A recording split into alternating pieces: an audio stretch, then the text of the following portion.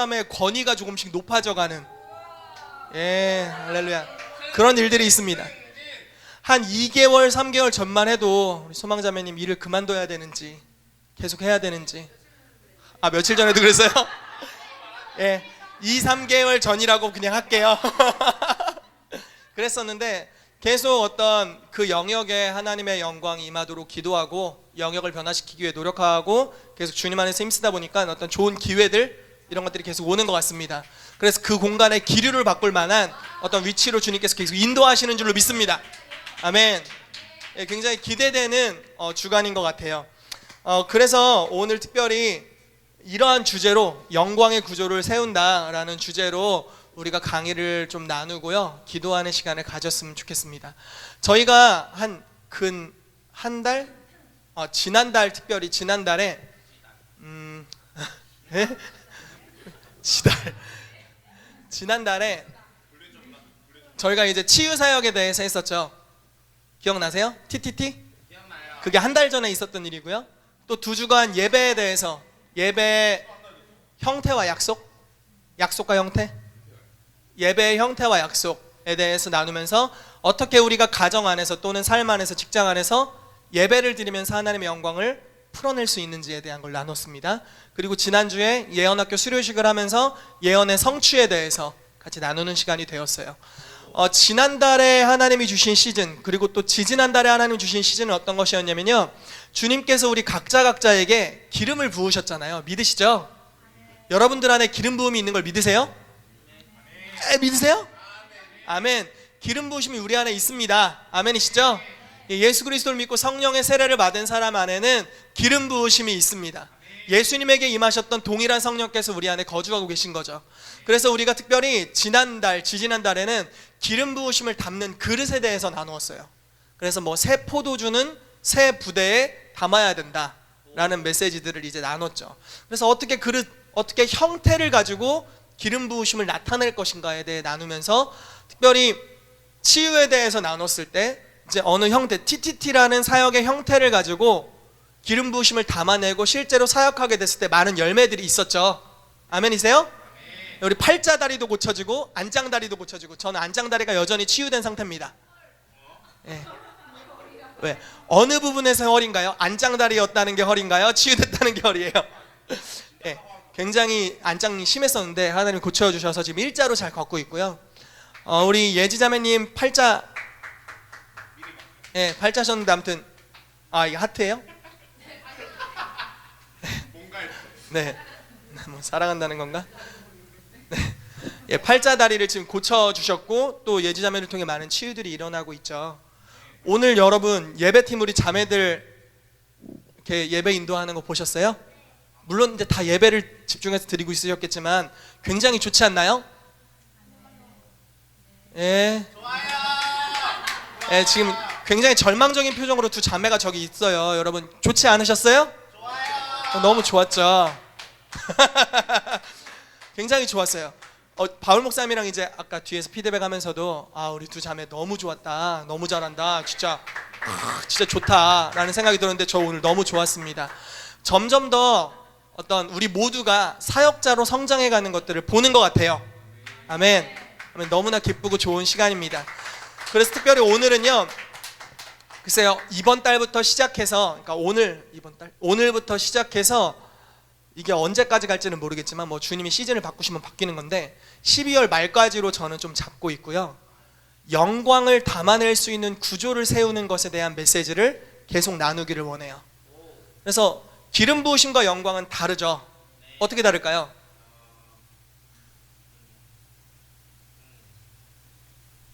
예를 들어 치유의 기름 부으심이 있어요. 그러면은 우리가 손을 얹고 주님 치유되게 해주십시오라고 기도하거나 예수 이름으로 선포함으로 사역합니다. 그렇지만 영광이 임하면요, 어떻게 사역할까요? 그냥 자동으로 나와요. 너무 놀랍죠? 기름 부으심은 개인적인 사역을 할 수 있습니다. 그렇지만 영광이 임하면 집단적으로 변화됩니다. 기름 부으심이 있는 사람은 복음을 증거하러 곳곳에 다닐 겁니다. 그래서 복음을 전합니다. 이렇게 해야죠. 우리 모두가 그렇게 해야 합니다. 그렇지만 한 도시의 영광이 임하면 도시 전체가 하나님께로 돌아오게 됩니다.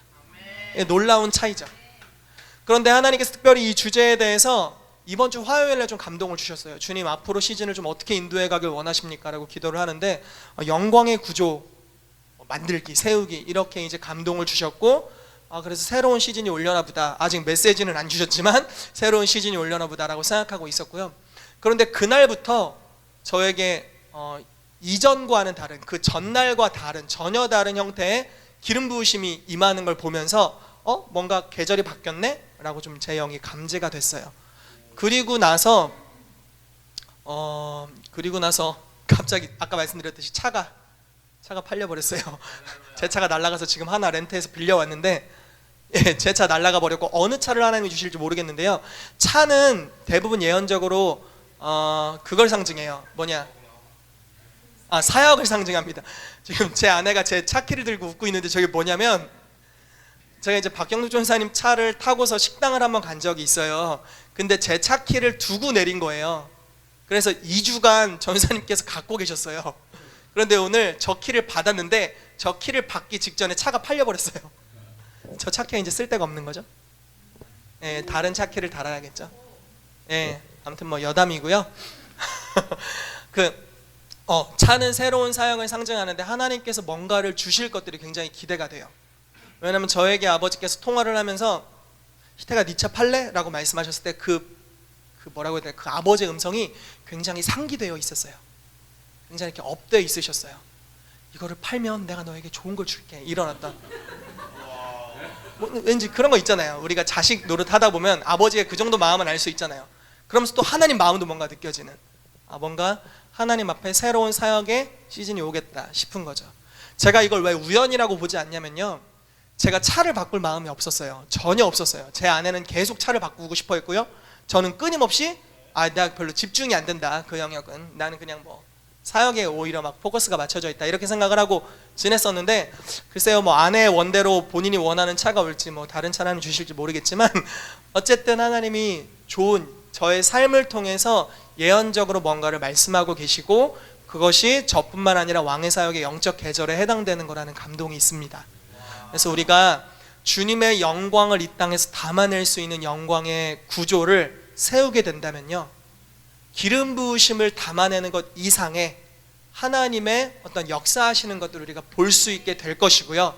제가 믿기로는 하나님께서 올해 안에 이것들을 우리 가운데 준비시키길 원하시고, 이것이 준비되었을 때 내년에 여러분들의 삶이 전혀 새로운 방향으로 나아가게 될 줄로 믿습니다. 우리 함께 기대함으로 갔으면 좋겠습니다. 아멘. 기대함으로 나아갑시다. 자, 다음 넘겨주시고요. 자, 영광이란 무엇인가? 영광이란 무엇인가? 누가 PPT를 정리했는지 모르겠어요. 제가 했습니다. 자, 영광이라는 게 무엇일까요? 네, 뭐 너무 많아요. 사실 영광을 표현할 수 있는 단어, 그리고 사실 인간의 언어로 하나님의 영광을 정의 내리기는 불가능하다고 볼 수 있습니다. 그분의 신성에 관한 것이고요, 그분의 어떤 본질에 관한 것이에요. 그래서 어디부터 손대고 어떻게 이야기를 해도 부분적일 뿐입니다. 그렇지만 이제 굳이 간단하게 설명을 하자면 이런 거예요. 예수 그리스도의 인격과 가시적인 임재로 표현을 할 수가 있습니다. 임재와 영광, 할렐루야. 그쪽만 소리가 커졌죠? 그 순간 크게 했죠. 안정됨 안에서 벗어날 때 이제 우리가 새로운 차원으로 갈 수 있잖아요. 그렇습니까? 할렐루야. 화내지 마시고요, 혈기 부리지 마시고요. 우리 중국 가야 되는데 분열을 조심해야죠. 연합해서 가야죠. 할렐루야. 영광이라는 것을 사실 뭐 여러 뭐로 표현할 수 있겠죠. 그런데 임재와 영광이 어떻게 다를까요? 기름 부으심과 영광 어떻게 다를까요? 임재는 예배팀에서 나눴죠, 예전에. 한번 말씀해 보시죠. 임재는, 네, 할렐루야. 아주 정답입니다.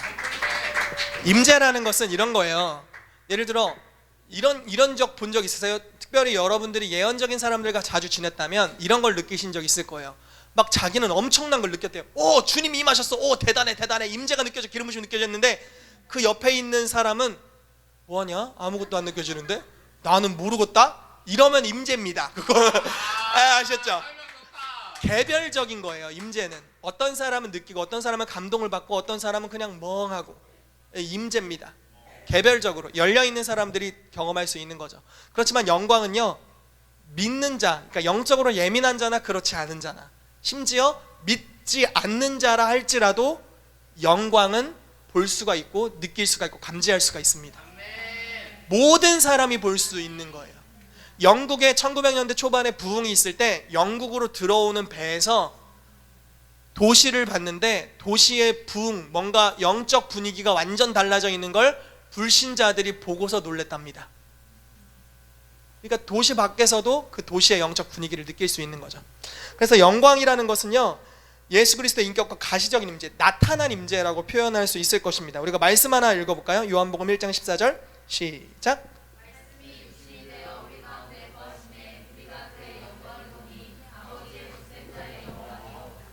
진리가 충만하더라. 아멘. 자, 예수님의 영광은 아버지의 독생자의 영광이고요, 이 안에는 은혜와 진리로 충만했답니다. 자, 그러면 영광이 오시면 어떤 변화가 일어나는지에 대해서 우리가 간략하게 좀 살펴보겠습니다. 영광이 오면 어떤 변화가 일어날까요? 물론 적어놨는데요, 한마디로 정확하게 축약하자면 이런 일이 일어납니다. 영광이 임하면요, 천국과 같은 상태가 됩니다. 이렇게 그냥 정의하는 게 굉장히 단순하고 간단한 정의예요. 영광이 개인의 육체 가운데 임하면 육체가 부활하거나 살아나거나 치유됩니다. 영광이 개인의 성품에 임하면 그 사람의 성품이 성화될 것입니다. 영광이 그 사람의 생각에 임하면요, 이제 성령의 생각으로 가득 채워지게 될 것입니다. 영광이 또 뭐가 있을까요? 한 공동체에 임하면 그 공동체를 향한 창조의 목적이 완전히 회복될 것입니다.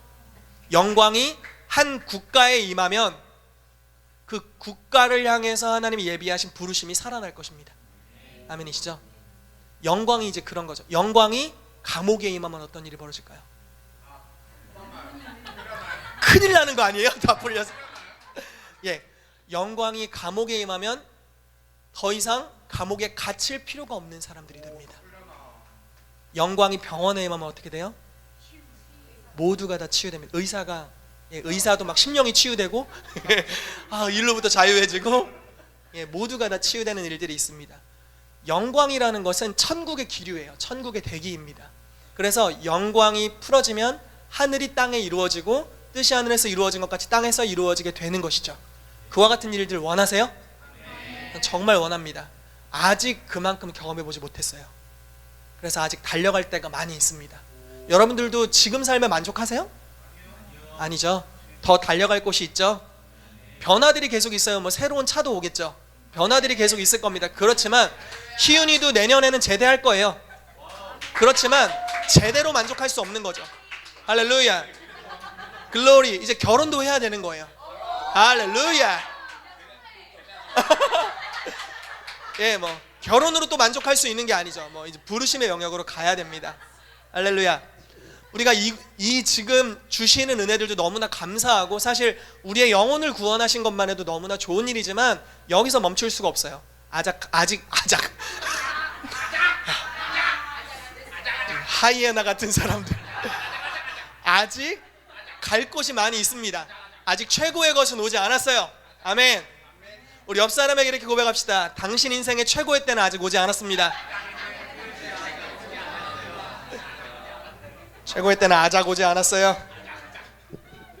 아멘. 자, 광야에서 40년 동안 하나님께서 성막에서 하나님의 영광을 나타내 주셨어요. 그래서 그 40년간 함께했던 하나님의 영광으로 인해서 이스라엘 백성에게 이러한 일이 있었습니다. 신명기 8장 1절에서 4절인데요 3절 4절만 적어놨죠? 이렇게 할게요. 1, 2절도 굉장히 중요한데 아래로 내려가면 여러분들이 안 보일까 봐 안 써놨는데 1, 2절을 제가 읽어드릴게요. 3, 4절을 여러분들이 읽으세요. 그렇죠? 자, 잘 들어보십시오. 내가 오늘 명하는 모든 명령을 너희는 지켜 행하라. 그리하면 너희가 살고 번성하고 여호와께서 너희의 조상들에게 맹세하신 땅에 들어가서 그것을 차지하리라. 내 하나님 여호와께서 이 40년 동안에 내게 광야의 길을 걷게 하신 것을 기억하라. 이는 너를 낮추시며 너를 시험하사 내 마음이 어떠한지 그 명령을 지키는지 지키지 않는지 알려 하심이라.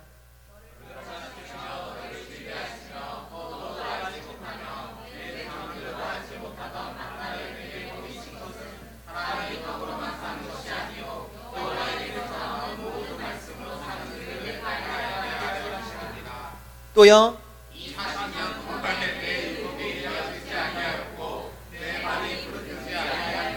아멘. 하나님의 영광이 있을 때 매일마다 먹을 양식이 공급됐습니다. 이게 대단히 신기한 사건이죠. 농작물이 택배로 배달 오는 게 아니고, 뭐 여기 트레이더스나 이마트나 홈플러스 가서 뭐 쌀을 사오는 게 아니고, 없는데 생겨버린 거예요. 그것도 매일 아침에, 매일 신선하게. 너무 놀라운 하나님의 역사입니다. 고기 먹고 싶다고 뗐으면 지나가던 새가 떨어져 있고. 진짜입니다. 진짜입니다. 여러분들이 먹는 고기에 대해 불쌍하게 생각해 본 적 없어요? 넘어갈게요. 예. 정죄감을 주려고 했는데 크게 재밌지 않아서 얼른 넘어가겠습니다. 어찌됐건 하나님께서 먹을 것들을 공급하신 거죠. 목말랐어요. 그럼 어떻게 해요? 반석을 쳐서 물을 내셨어요. 하나님 너무 놀라우시잖아요. 그리고 여러분 40년 동안 의복이 헤어지지 않았대요. 여러분 지금 있는 옷, 입고 계신 옷 몇 년째 입고 계세요?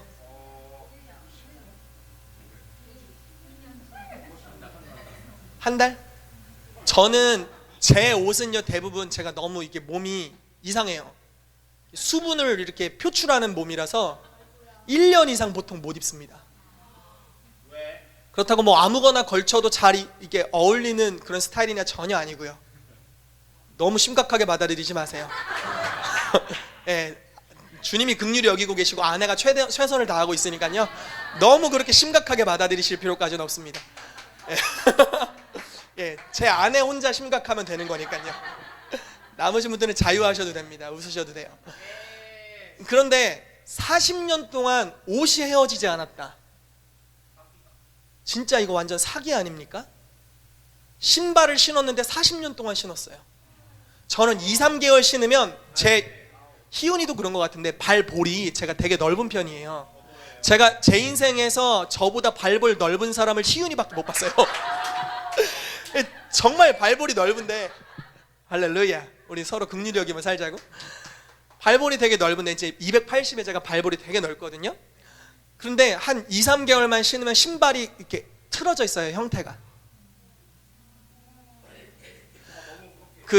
제 아내랑 한 번은 이제 좀 심한 말로 이제 돈지랄을 해야겠다. 돈이 어디서 생겼다 이래가지고 너무 이제 그동안 그런 거 못 신어보다가 이제 메이커 신발을 한번 신어보자 해가지고 우리가 이제 이 삐리리에서 예 나이스 이제 신발을 이제 고르다가 시켰어요. 그래서 이제 그게 이제 해외에서 이렇게 건너왔어요.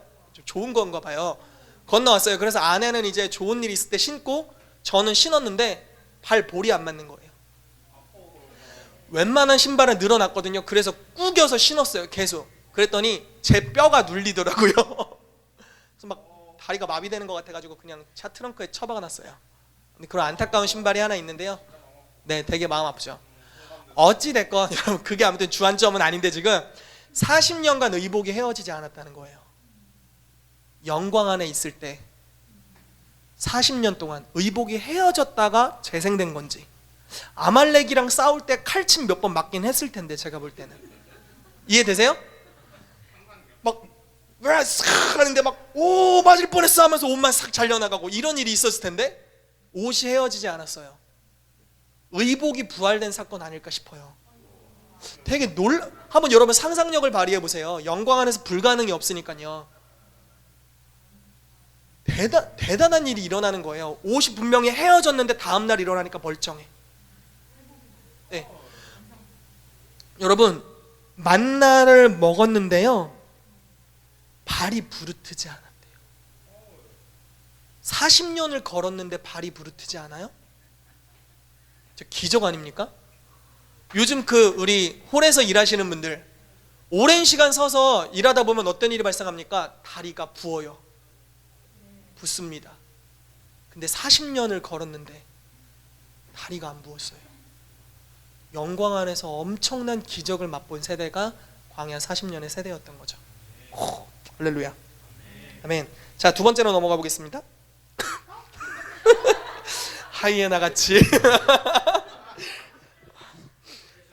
기도 많이 하고 준비 많이 하고 올라와야겠어 앞으로. 오늘 좀 많이 방심했어요. 네, 초대교회 부흥입니다. 마태복음 16장 18절 말씀 우리 같이 읽어보겠습니다. 시작. 또 내가 내게 이르노니 너는 베드로라. 내가 이 반석 위에 내 교회를 세우리니 음부의 권세가 이기지 못하리라. 사도행전 1장 8절도 같이 읽겠습니다. 시작.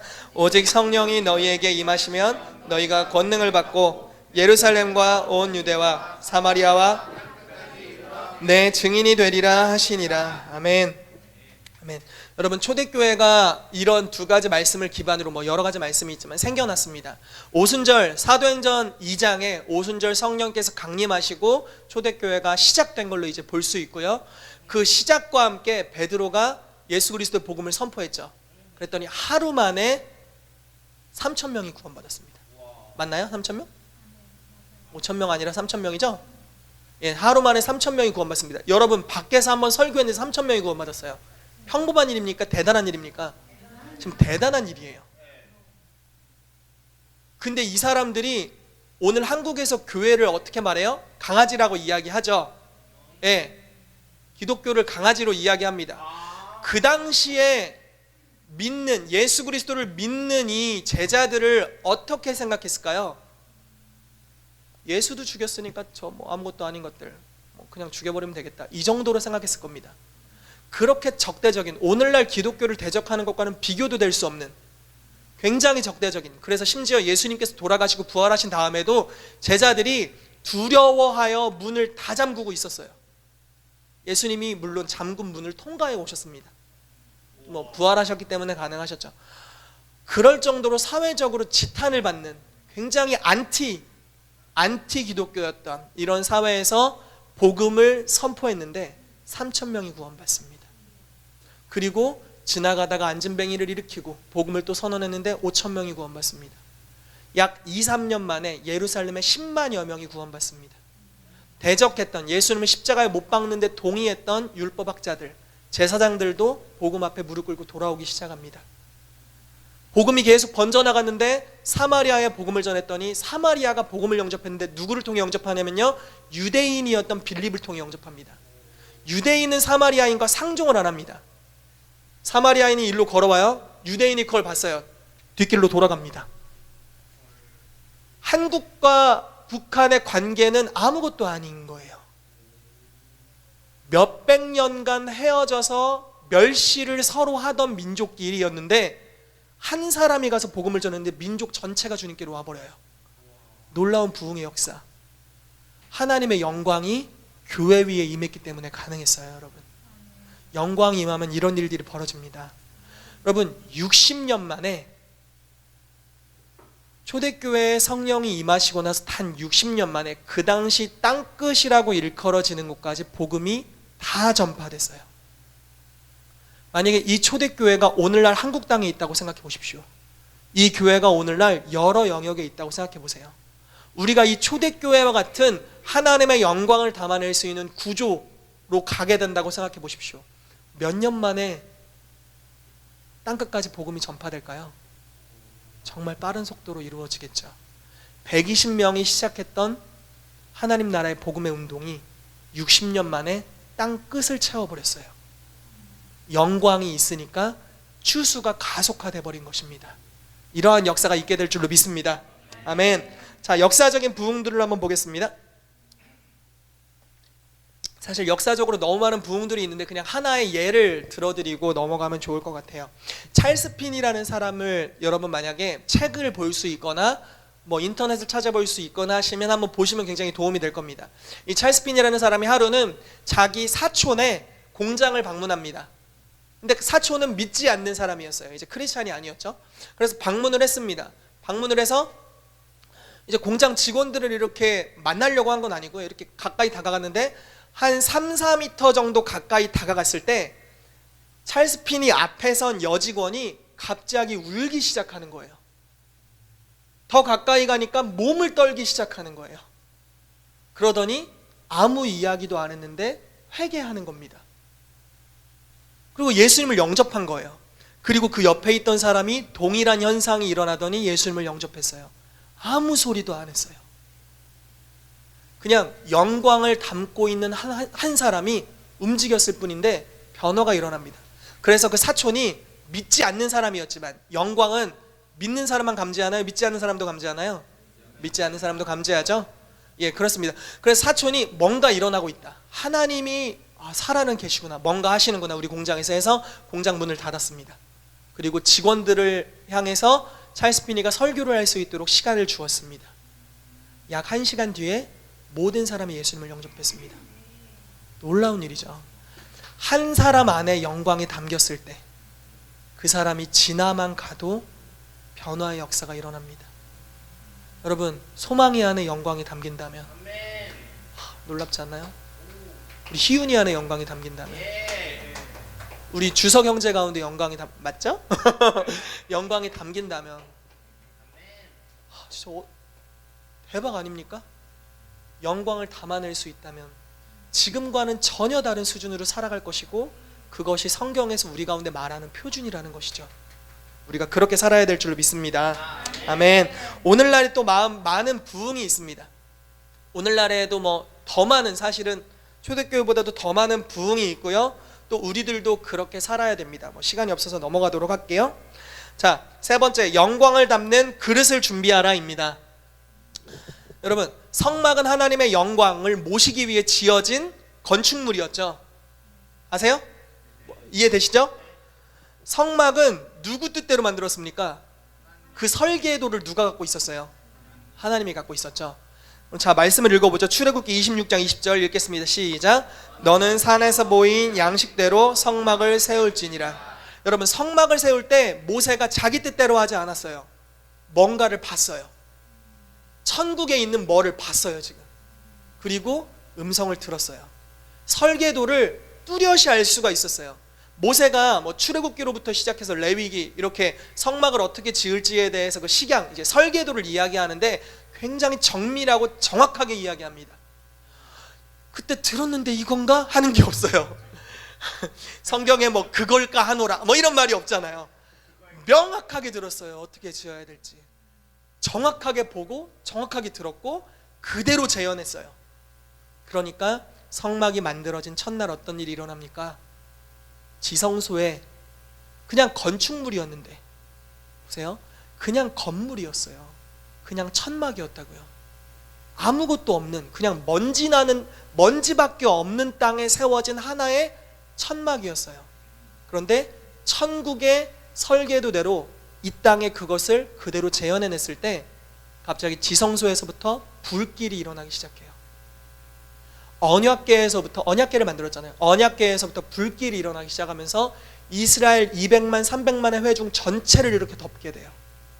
영광이 임한 거죠.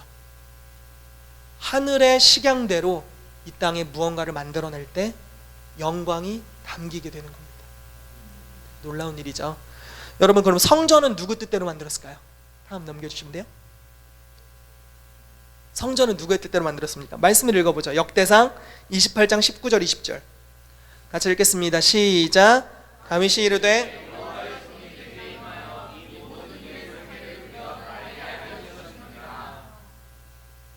다음 절은 안 써놨네요. 네.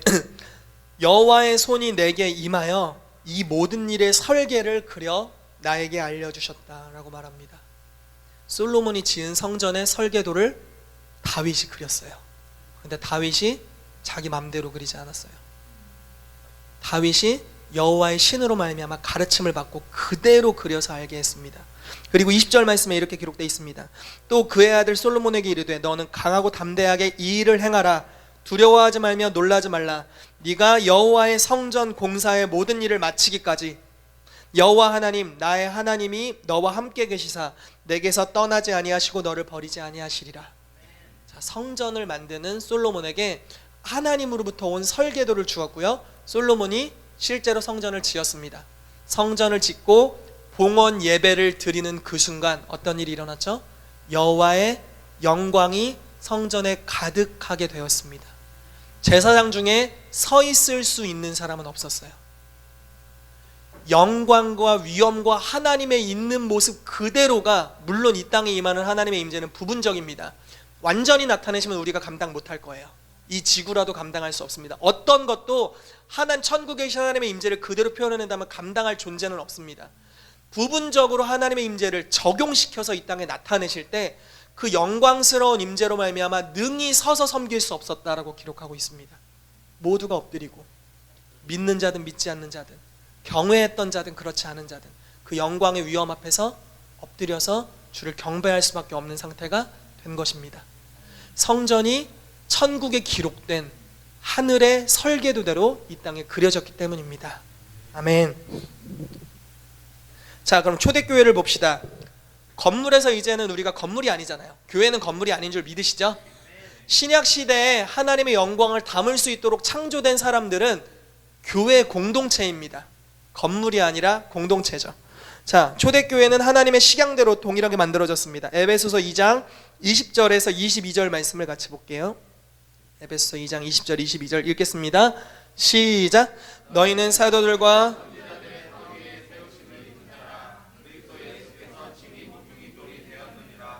그의 안에서 건물마다 서로 연결하여 주 안에서 성전이 되어가고, 너희도 성령 안에서 하나님이 거하실 처소가 되기 위하여 그리스도 예수 안에서 함께 지어져 가느니라. 아멘. 아멘. 이게 초대교회가 지어졌던 건축 구조였습니다. 예수 그리스도는 모퉁이 돌이었고 사도와 선지자의 터 위에 교회가 세워지는데, 지체와 지체들이 하나의 벽돌 또는 하나의 나무와 같아서 서로 연결되고 사랑으로 연결되어서 주 안에서 하나님의 성전이 되어가고 성령이 거하실 처소가 되기 위하여 지어져 가고 있는 이 모습, 이것이 바로 초대교회 공동체였고요. 오늘날 우리가 이와 같은 식양, 형태로 구조를 만들어가기 시작한다면 하나님의 영광이 초대교회에 담겨서 단 60년 만에 복음 전파의 사명을 완수했던 것 같이 오늘날 우리에게 동일하게 하나님의 영광이 임하게 된다면 정말 짧은 시간 안에 하나님이 말씀하시는 대로 뜻이 하늘에서 이루어진 것 같이 땅에서도 이루어지는 그런 일이 있게 될 것이라고 믿습니다. 아멘. 여기 외에도 굉장히 많은 구절들이 있는데요, 다 나눌 수는 없지만 우리가 그래서 이제 이 나머지 주간 동안 그것을 같이 나누길 원하는 거예요. 초대교회, 하나님이 교회는 도대체 영광을 담을 수 있도록 하늘에 어떤 설계를 그려놓으셨는가, 우리가 그것을 함께 알고자 하는 것입니다. 기록된 말씀을 통하여서 주님이 교회에 도대체 교회를 어떻게 지으라고 하셨고 교회를 어떻게 구성하셨는지를 우리가 알게 되고 믿음으로 순종하게 된다면 하늘의 뜻과 땅에 그것을 완성한 재현한 작품이 일치하게 된다면 이제 하늘의 영광이 이 땅에 임하실 수 있게 되는 것이죠. 성막을 지을 때 식양대로 지었을 때 하나님의 영광이 임했던 것 같이, 성전을 지었을 때 식양대로 하나님의 영광이 임했던 것 같이, 오늘날 교회가 그와 같이 세워지게 된다면 하나님의 영광을 머금은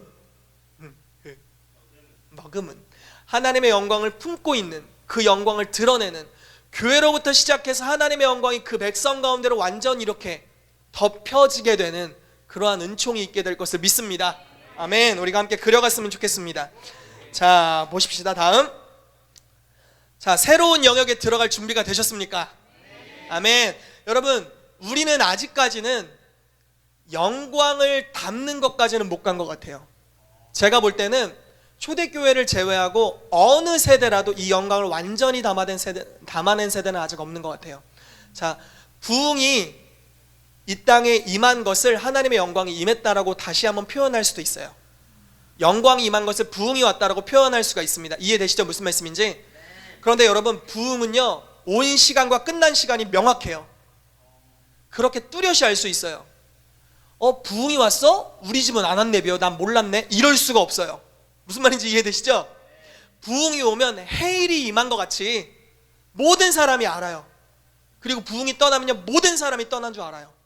그렇게 명확한 게 부흥이에요. 그러니까 하나님의 영광도 담겼다가 떠난다는 거예요. 그런데요, 초대교회에 임했던 영광은요 300년간 떠나지 않았어요. 부흥이 길게 왔으면 한 10년이면 굉장히 길게 온 겁니다. 10년? 3개월 만에 나라를 바꾼 사건들도 있어요. 부흥이 3개월 왔는데 나라가 바뀌어버렸어요. 근데 10년 정도 오면 굉장히 길게 온 거예요. 근데 초대교회 부흥은요 300년간 단 한 번도 끊어진 적이 없어요. 왜 그랬냐면요, 초대교회가 영광을 담아낼 구조를 완전하게 가지고 있었기 때문에 그래요. 이해되시죠? 무슨 말씀인지? 우리가 그걸 발견해 가야 된다고 생각합니다. 이것을 위해서 여러분 같이 기도해 주십시오.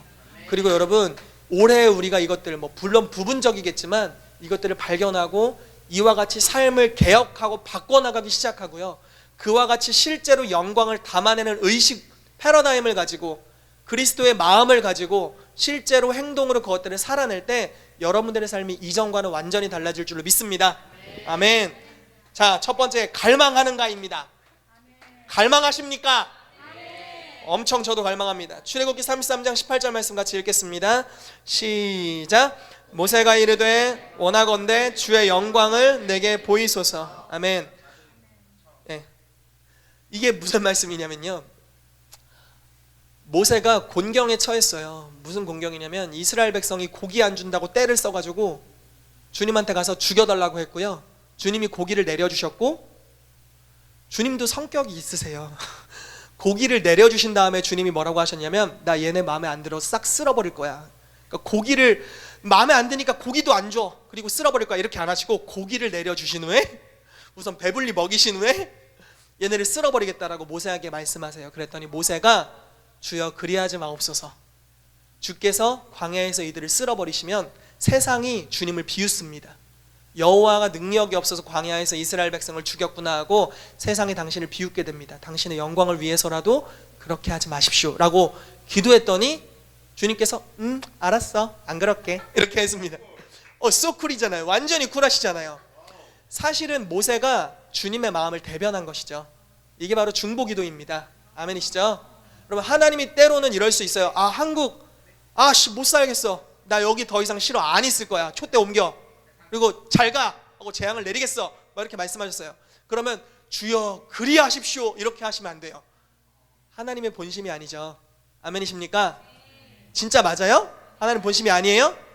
왜 그러냐면 하나님은 베드로전서에 오래 참으사 모든 이들이 구원받기를 원하신다고 분명히 기록해놨어요.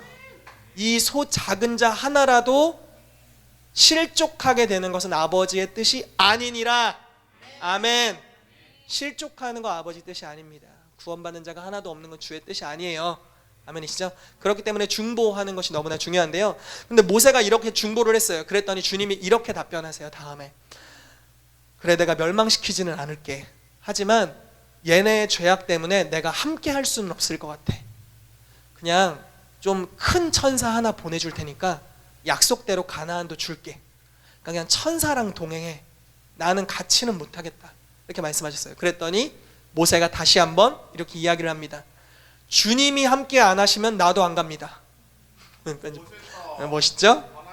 예, 멋있죠? 되게 괜찮죠? 주여 천사라도 감사합니다. 자족해야지 이렇게 안 하고요. 잘 보세요. 천사 본 적도 오래됐는데 감사합니다. 이렇게 끝난 게 아니라 주님이 함께 안 하시면 갈 수 없습니다. 주께서 동행하십시오. 우리는 주의 백성이지 천사의 백성이 아닙니다. 이렇게 어쨌든 이야기를 한 거예요. 그랬더니 그래 내가 함께 가겠다까지 나왔어요.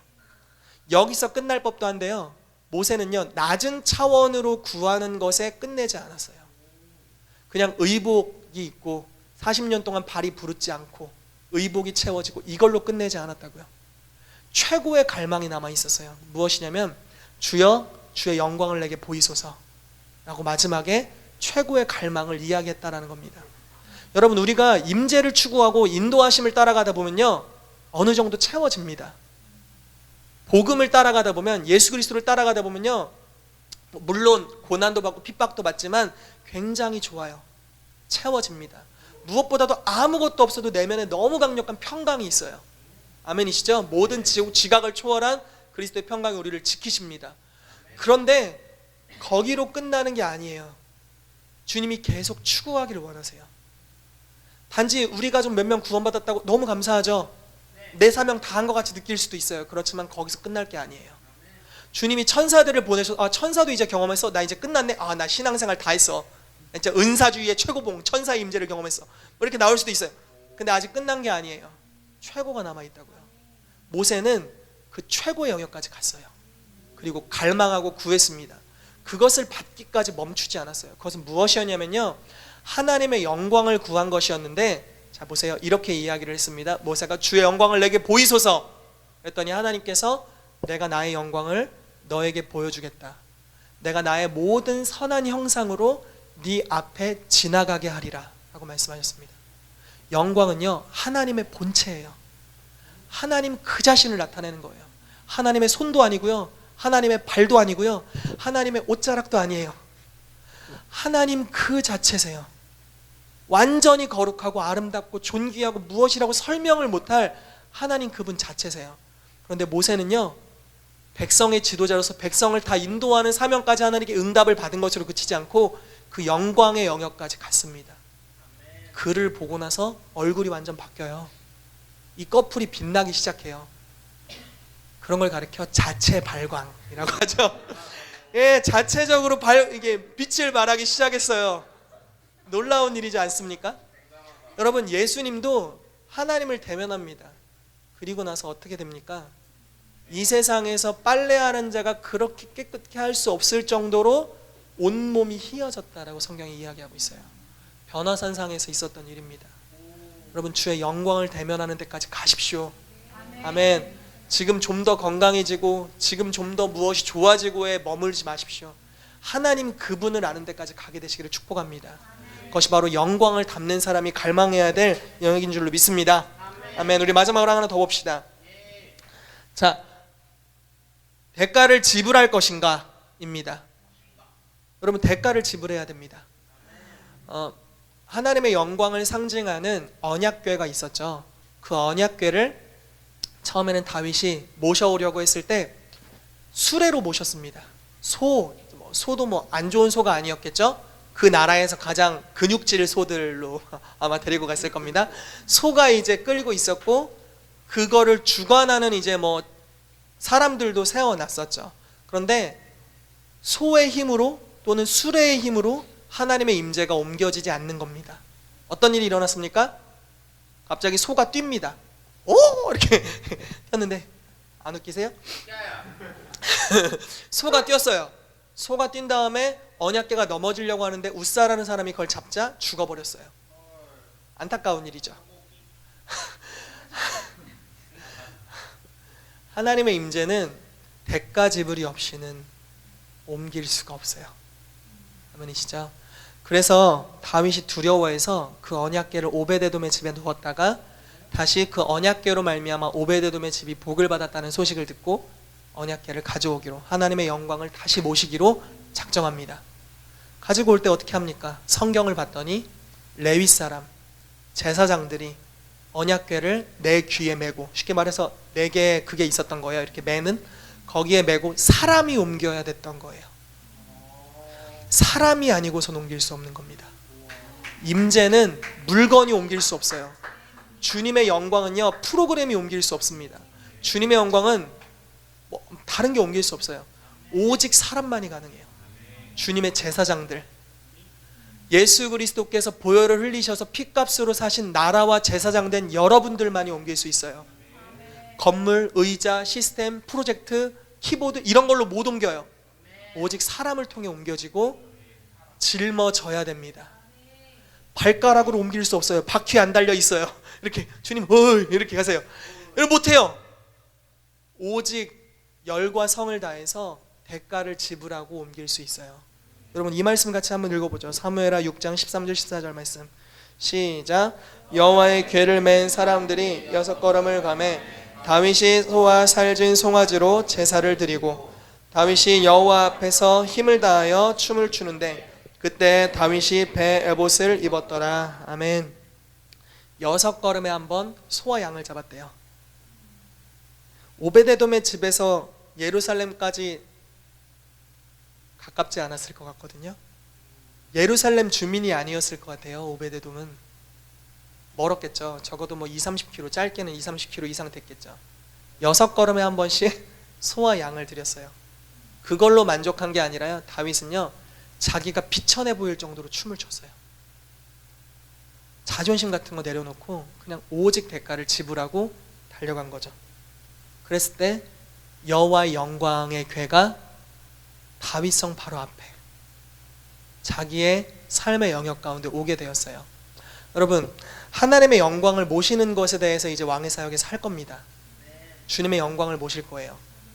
우리 옆 동네에 모시지 않을 거고요. 그냥 옆 친구에게 모시지도 않을 거예요. 우리가 모실 거예요. 아멘이시죠? 여러분들이 모실 거예요.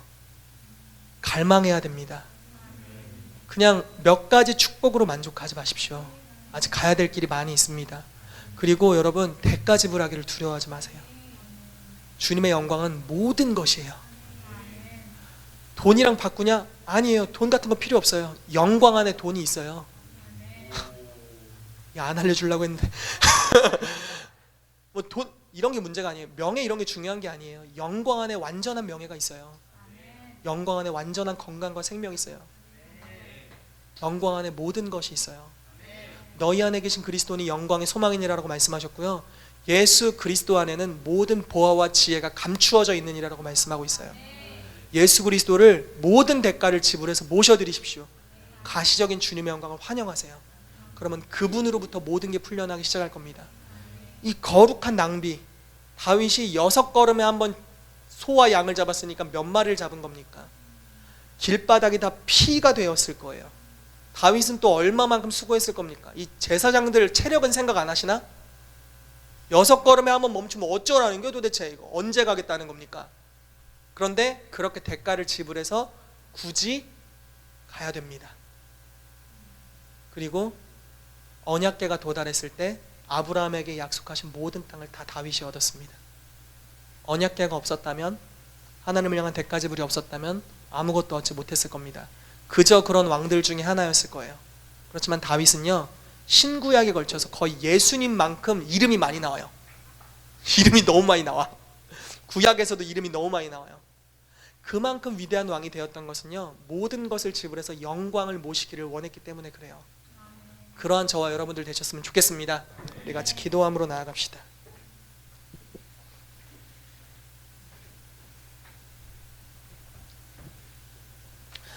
주님께서 우리를 몇 가지로 콜링하신다고 믿습니다.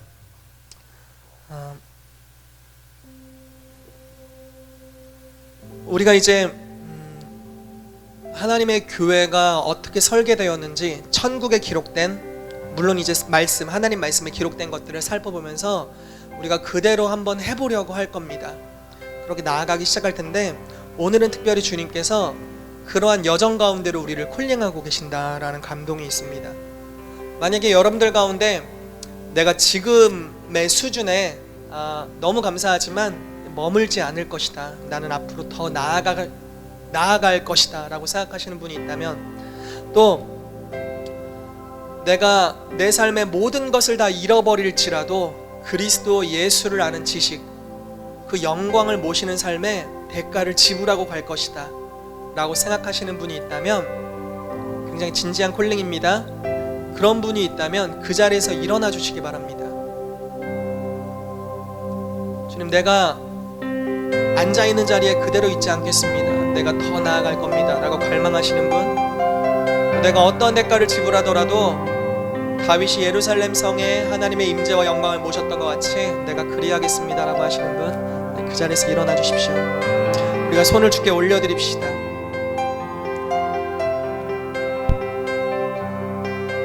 주님의 임재와 영광은 갈망하는 자에게 임합니다. 그리고 대가를 지불하는 자들에게 주님의 영광이 임하기 시작할 것입니다. 그래서 우리 같이 기도했으면 좋겠습니다. 주님, 주의 영광을 우리에게 보여주시옵소서. 주의 영광을 우리 가운데 나타내 주시옵소서. 주님의 모든 선한 영상으로 우리 가운데 지나가게 하여 주시옵소서. 오늘부터 시작되는 이 새로운 시즌 가운데 하나님이 주시는 그 영광, 그 영광의 영역으로 들어가게 하여 주시옵소서. 예, 주님, 이곳에 이미 임재하고 계셔서 감사합니다. 영광의 영으로 이 시간 우리 가운데 임하시옵소서라고 우리 그분을 좀 환영하며 우리 간구하며 기도했으면 좋겠습니다. 우리 갈망함을 가지고 외치며 기도했으면 좋겠습니다. 그분께서 오늘 우리 가운데 임하시고 역사하시도록 우리 믿음으로 잠시 주님을 구하시면서 우리 갈망함으로 우리 결단하면서 같이 기도하며 나아가겠습니다. 같이 기도하겠습니다. 아버지 감사드립니다. 예수 그리스도의 영광을 담을 수 있는 그 가시적인 임재와 영광을 담아낼 수 있는 공동체로 우리 이 시간 불러주셔서 감사합니다. 그래서 우리가 진지하고 또 신중함으로 주 앞에 믿음으로 반응하며 나아갑니다. 하나님, 우리가 내 삶에 많은 좋은 것들이 있고 너무나 만족스럽고 감사드리지만 하나님, 아직 최고의 것이 오지 않았습니다. 그 최고의 것은 하나님의 영광입니다. 주님을 아는 것입니다. 주님과의 놀라운 영적 교제 가운데로 나아가는 것입니다. 그 영광의 영역에 도달하는 것입니다. 우리가 많은 기름 부으심과 은사들을 활용해 보았지만 주님 정말 원하는 것은 하나님의 영광의 그 높은 차원으로 도달해서 주님과 하나 되고 주님의 영광이 우리의 삶에 드러나고 우리의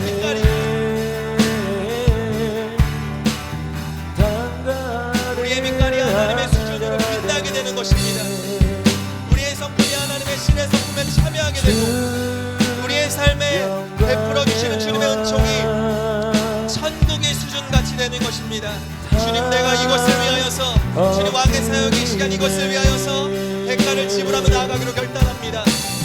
주님, 사람이 옮길 수 있습니다. 사람만이 옮길 수 있습니다. 대체할 수 있는 것이 없습니다. 더 좋은 프로그램도, 더 좋은 시스템도, 더 좋은 언어함도, 더 좋은 어떤 재능도 이것을 옮길 수 없습니다. 오직 사람이 걸어야 하고 그것을 매야 합니다. 주님, 우리가 그와 같은 결단함으로 나아갑니다. 하나님의 영광을 우리 가운데 나타내 주십시오.